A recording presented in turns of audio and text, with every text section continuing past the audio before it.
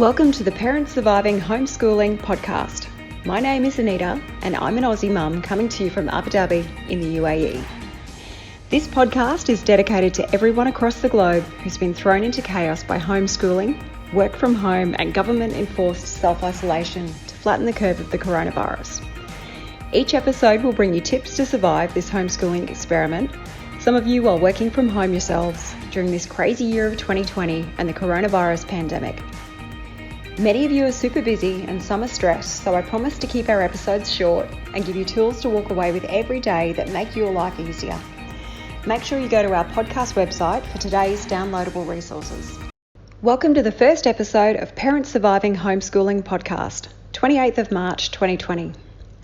After a quick introduction, today's episode will talk through lots of quick wins so that you can stay sane enough to get through the week without rocking in the corner by the lunchtime bell. Let me guess, you're not a teacher, you're not an expert on high school or even primary school subjects. Some of you are wondering what a noun phrase is, what on earth is a nurdle, and are stressed because you can't get your kids to understand rounding up, let alone quadratic equations. It's okay, we got this. Most of us aren't trained teachers. We're marketing professionals, journalists, engineers, HR managers, police officers, lawyers, shop assistants, and housewives. We're a pretty clever bunch, but most of us definitely are not teachers. So what's the impact for you? Were you ready for this? Do you want to homeschool your kids? If you've already started on the homeschooling journey, how are you going? I heard the stressed out plight of my friends, family, and total strangers and bring you this podcast so that we can work through this together. Some of our survival topics will be goal setting and planning, coaching, motivation, communication, conflict resolution, reducing stress, family indoor fitness, nutrition, and how to have fun in isolation. Mostly you'll hear from me, and I'll call in a topic expert here and there. My career has given me skills as a workplace coach, workshop facilitator, conflict resolution practitioner, HR professional, and military officer. Yet my most important role is my current one, which is homeschooling my 10-year-old while working from home myself. I appreciate many of you have more than one kid, and it's going to be a lot harder. Yep, I get that. So let's get into the quick wins to help you through your week. This is a summary of the topics, and each episode thereafter will talk through these topics and others in far more depth. Number 1, you don't have to be an expert. Your job as a homeschooling parent is to facilitate the learning, not to tell them everything they need to know. When we give our kids the immediate answer, we slow their learning. So remember the old proverb, give a man a fish and you feed him for a day. Teach a man to fish and you feed him for a lifetime. Try a coaching approach. A coach asks great questions and helps a person to learn and grow. A key principle of coaching is asking open questions. So when your kids need help, empower them by asking open questions. Remember who, what, where, when, how, and why. Encourage them to think deeply about the problem. An example that you might hear from your kids. Mum, how do I do long division? You want to help them, so many of us jump in and show them. Instead, try empowering them to come up with the answer themselves. Try some open questions like, what have you tried so far? How did that go? What can you do differently? How have you done it in class with your teacher?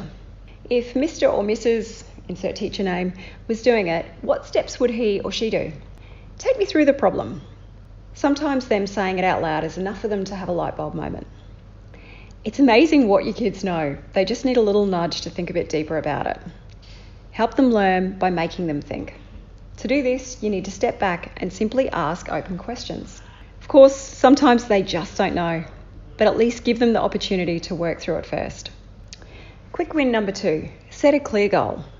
Example, by 2 p.m, each person will have completed their work, had lunch and a small PE session, or whatever you need to do or finish. We'll talk through SMART goals in an upcoming episode, but for now, I'll give you the challenge to make your goals specific, measurable, achievable, realistic, and give it a time frame. These are called SMART goals. Write it down and keep yourself accountable. Quick win number 3, set a schedule for any schoolwork and work from home tasks that you've got. First up, set a start time. An easy one is to start at the same time school normally starts. You've already saved time, you didn't have to drive there. Second, work out roughly how long each person will need for each activity. Write down a schedule and fit everything in. Really importantly, the schedule must be realistic. Otherwise, people get demotivated and it won't work the next day. If you want your kids to be motivated and have ownership over their outcomes for the day, get them to write the schedule with your oversight where needed.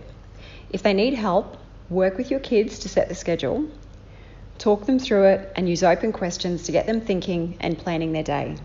If they set the goal and write the schedule, you might be amazed at how motivated they are to complete it. Seriously, let them own the process.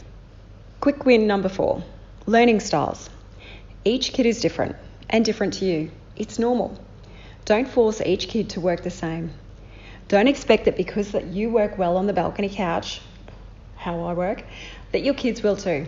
Some need a desk and really strict guidelines. Others work best flexibly. The key is to ask them what motivates them, what helps them learn, and what distracts them. Then work with them to set up a successful environment. Don't do it all yourself. Give them ownership and keep them motivated. Quick win number 5, healthy snacks.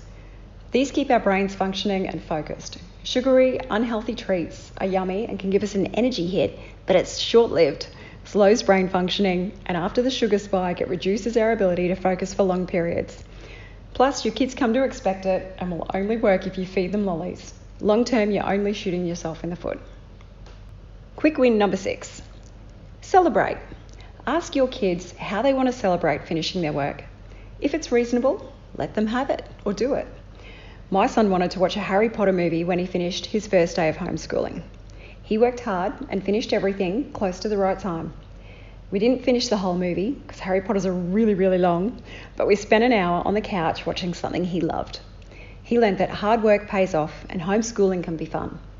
Over 3 days, we watched the whole movie and used it as motivation throughout each day. Quick win number 7, exercise. Stop for breaks and make it fun. Example, who can make it to the end of the house hopping on one foot? Who can do 10 star jumps the fastest? Exercise is proven to keep you focused, motivated, and having fun. Most of us aren't teachers and homeschooling can be tough, yet with a few small changes, we can make this crazy situation work. All of these tips are really simple, and you likely know most of it, yet we all need reminders to put it into practice. So our quick wins to survive homeschooling and working from home. Give your kids credit for the clever people that they are. Keep a coaching mindset and ask open questions. Who, what, when, where, why, and how. Work with your kids to set a clear goal for each day and create a realistic schedule. Have each person identify their preferred learning environment and work to it. Celebrate the wins. Eating healthy and exercise helps keep our brain functioning and focused. And lastly, keep it fun. I promise you, if you try just one of these tips, your life as a homeschooling parent will be easier. If you integrate all of these, you'll be smiling at the end of the day, even if you still need a glass of red wine to get over it, and that's okay too. Your challenge is to put at least 2 of these into practice today, refine it tomorrow, and master it by the 3rd day. You can do this. In today's episode, we've identified a few quick wins to help you on your way for homeschooling and working from home. Check in daily for new episodes and make this your morning ritual with a cuppa before the day's madness starts. Join me tomorrow when we chat about scheduling and the importance of ownership to empower and motivate your kids and yourself. Thanks for listening to Parents Surviving Homeschool podcast with Anita Green. Go now to the podcast website and download today's resources, Quick Wins.